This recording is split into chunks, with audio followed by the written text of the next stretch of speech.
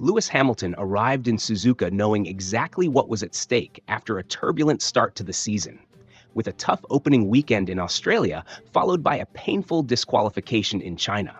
This was supposed to be a fresh start, a turning point, a chance to finally show what he and Ferrari could do together.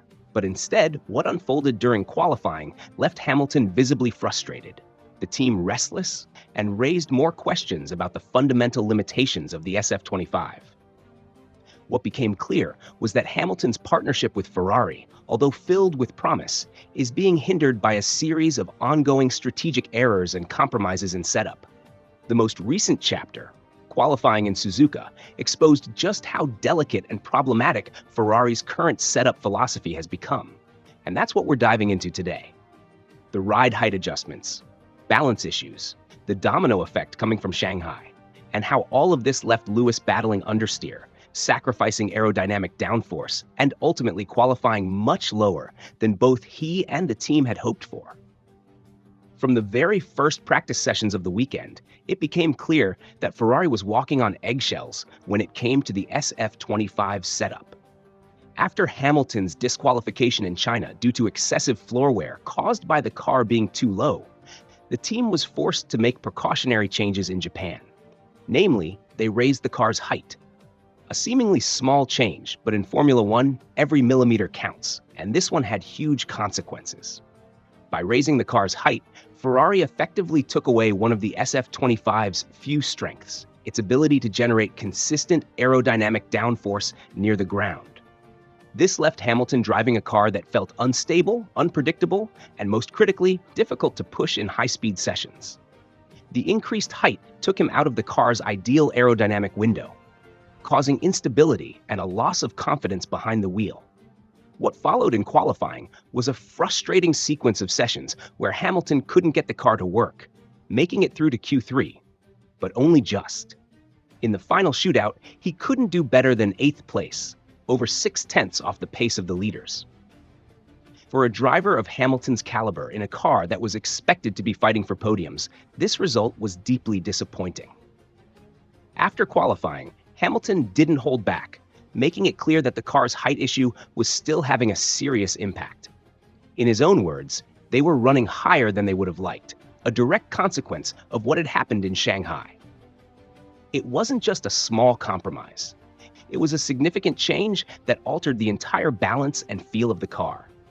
He also revealed that he and the team had gone in different directions regarding the setup.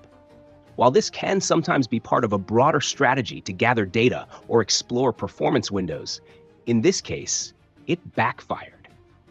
Hamilton reported a lot of understeer during the session, a condition that makes the car slow to rotate in corners and robs the driver of confidence during quick direction changes. And in Suzuka, a circuit defined by fast corners, this is deadly. Adding to the challenge was the narrow setup window of the SF25.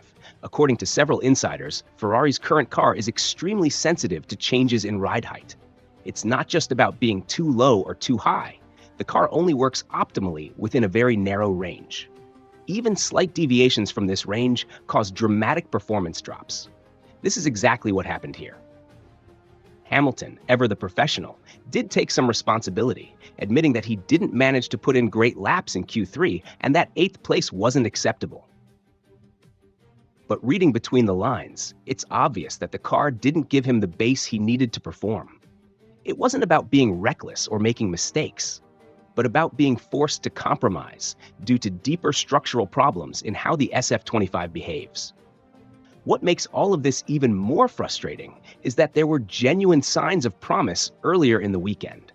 Ferrari was hopeful that simulator updates and new rear suspension dynamics would allow Hamilton to attack Suzuka with more confidence. But all that progress was overshadowed by the necessary changes to protect against another disqualification, and this came at the cost of raw performance.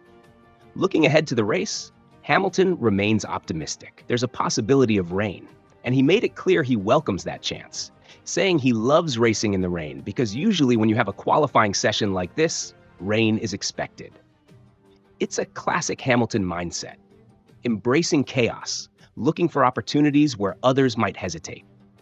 But make no mistake, Starting from 8th means he'll need a perfect strategy, a strong start, and possibly some help from the conditions to get back into the fight.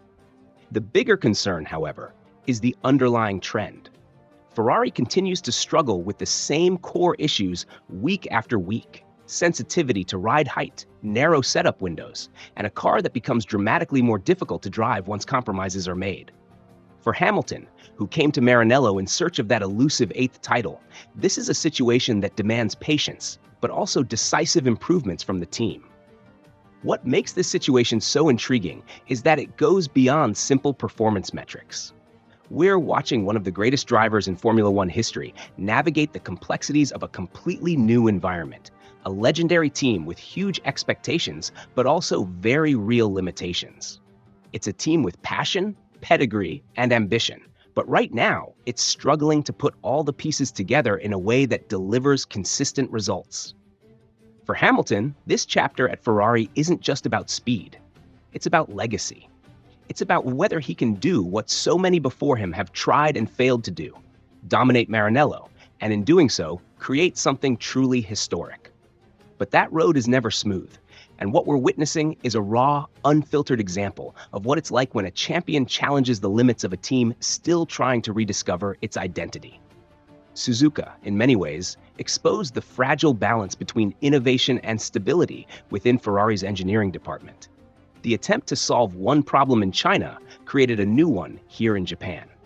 It's not just a one-off setup issue, but a symptom of a larger struggle to understand the true behavior of the SF25 under pressure, with evolving track conditions and in the hands of a driver who expects and demands precision.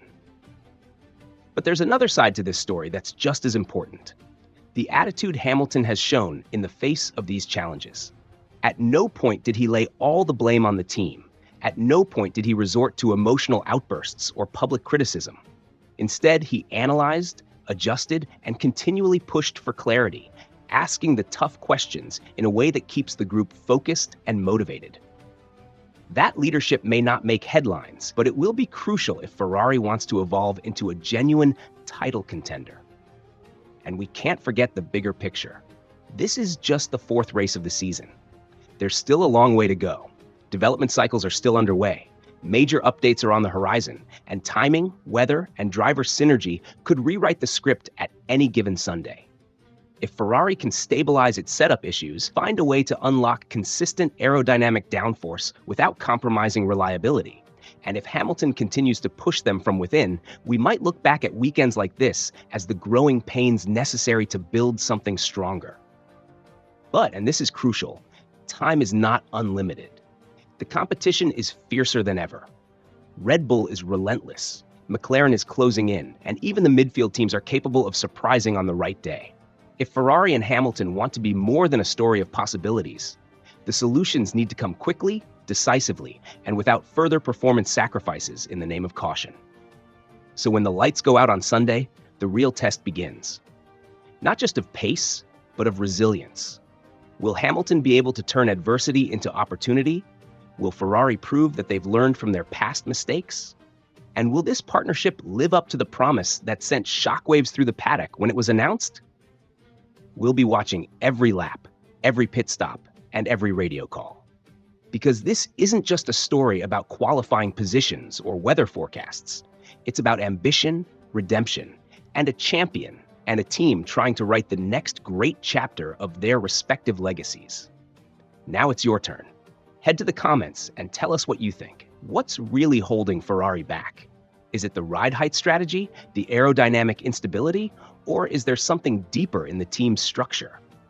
And do you think Hamilton still has what it takes to take this project to the top? If you've been enjoying our in-depth, no-holds-barred analysis of the human drama, technical chaos, and brilliance that makes Formula One the most captivating sport in the world, do us a favor. Hit that like button, subscribe to the channel, and turn on all notifications.